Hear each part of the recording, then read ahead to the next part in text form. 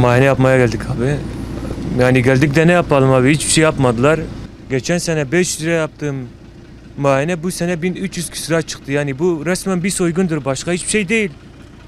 Yani kalkıp bir cıvata bile sıkmadılar. Ama rastgele gidiyorsun, parayı veriyorsun. Bir şeye bakmıyorlar, bir şey etmiyorlar. Hadi gidin. Yani biz de günahız. Biz de çalışmıyoruz, bir şey etmiyoruz. Millet ne yapsın artık? Vallahi daha önce bilmiyordum. Yeni almışım arabayı ama şu an çok pahalı. 1425 lira ödedik. Banki şartlarda çok. Yani şöyle söyleyeyim. Gelir düzeyimize göre bir bayağı zorluyor bizi. 10 dakikalık bir muayene ve yani şeyken bu kadar zor. Çoktur.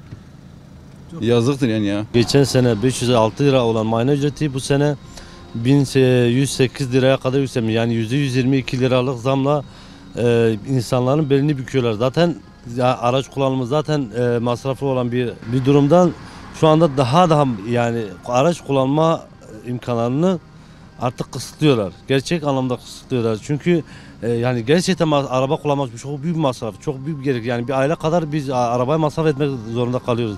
Ve onun haricinde yani hizmette de bayağı bir aksaklıklı var. Yani burada 3 saat, 3,5 saat randevumuz olmasına rağmen biz burada 3,5 saattir bekliyoruz. Ve hani ilgi alaka da dolayı da gerçekten şikayetçiyiz. 502 liradan 1134 lira oldu. Yani yaklaşık olarak bir %115 falan zam gelmiş. Bu kadar her şeye zam yaparlarsa yapacağı budur yani. Burası sanayi değil, sadece aracı kontrol ediyor. Ben 9'dan beri buradayım, işte 1 saat 45 dakika yeni işlemim bitti. Yani topu içeride kalış sürem 10 dakika. Yani burada büyük bir açık var. Batman ili büyüdü artık, eski Batman değil burası. 500 bin nüfusu var merkezin. Burada işlem gören bir kişi yani veznedar olarak. Bu da büyük bir açık bence. Ya buranın büyütülmesi lazım veyahut da birkaç kişinin daha işe alınması lazım. Bence hükümetin elini taşın altına koyması lazım. Herkesin yani bütün her şeyi halka yüklemesinin hiçbir anlamı yok. Ben buraya aracımı muayene getirdim. Aracımın randevusunu ayın 24'ünde aldım. 507 lira ödemem gerekirken şu an içeride egzoz pulu hariç 1137 lira para isteniyor. Yani %124'lük oranında bir zam gerçekleşti ki bu zamdan benim gibi milyonlarca vatandaş şu anda rahatsız.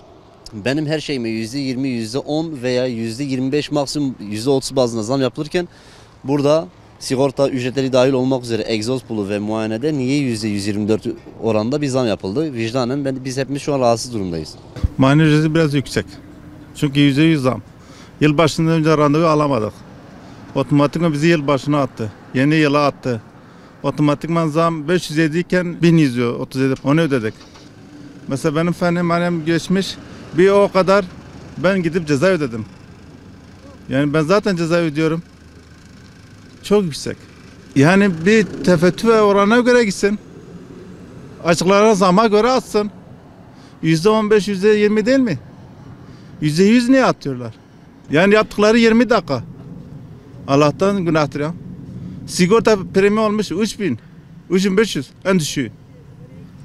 Yani hepsi yükselmiş. Sadece bu değil. MTV öyle, sigortaları öyle. Eksus bul ya, eksus. Cihaza koydum çıkardım 180 TL.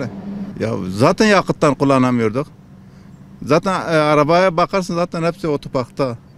Fenimhane bittiği için. Tabii bir de cezası var. 800 TL olmuş. Hizmeti biraz ağır. Talep çok. Eleman sayısı az. 3 seri çalışıyor. Bazen 2 tane bir tanesinin yemek saati olur. Ara veriyor. Bir kişi çalışıyor. Bir kişi çalışıyor, orası yoğunluk oluyor. Danışmada çok eksiklik var. Benim randevum 9.45 10'da randevu süresi geldi bana. Çünkü personel az. 2 kişi alıyor.